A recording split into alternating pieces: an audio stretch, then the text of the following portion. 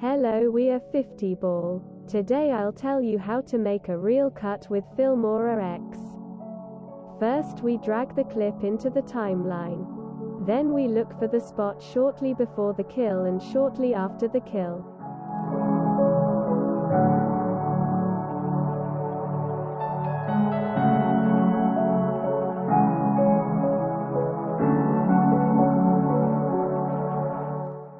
There we make the cut.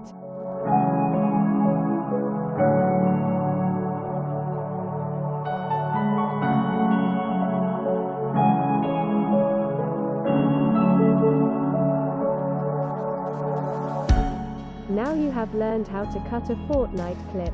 Now we do it with another clip. We drag the clip back into the timeline and then we look for the right place for the cut.